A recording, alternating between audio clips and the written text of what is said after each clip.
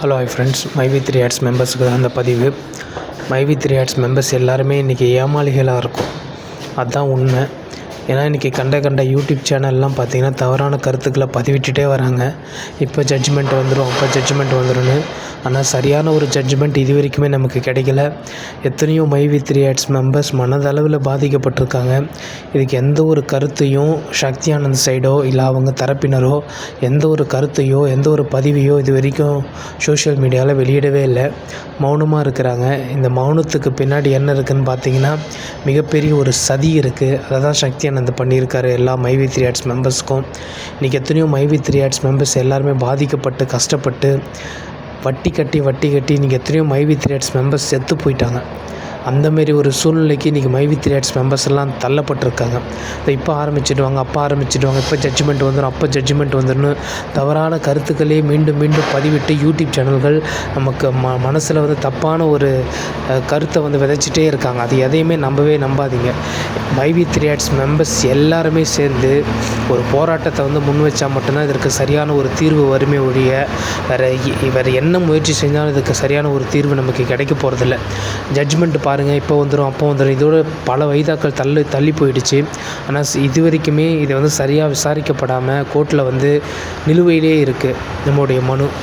எத்தனையோ தினந்தோறும் மைவி3 ads members ஒவ்வொருத்தராக வாரம் போய் மனு கொடுக்குறாங்க. அந்த மனுவினால்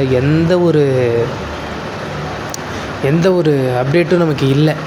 அதனால் எந்த ஒரு நடவடிக்கையும் அரசாங்கம் எடுக்கவே இல்லை. இதுக்கு என்ன முடிவுன்னு தெரியல. புதிய ஆட்சி வந்திருக்கிறது தாவேகா.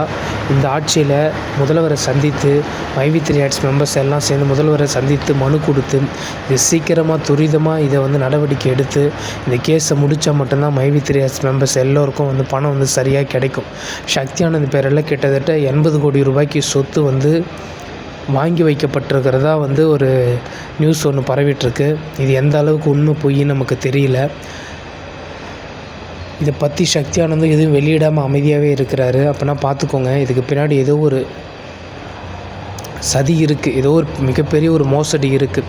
சக்தி ஆனந்த் இங்கே இந்தியாவில் பணத்தை சேர்க்காமல் வெளிநாட்டில் பணத்தை சேர்த்துருப்பதாகவும் அங்கே பல கோடி ரூபாய்க்கு சொத்து வாங்கி வச்சுருப்பதாகவும் ஒரு தகவல் பரவிட்டுருக்கு. எந்த அளவுக்கு உண்மை பொய் நமக்கு தெரியல. ஆனால் நிச்சயமாக அது உண்மை வெளியே வரும்.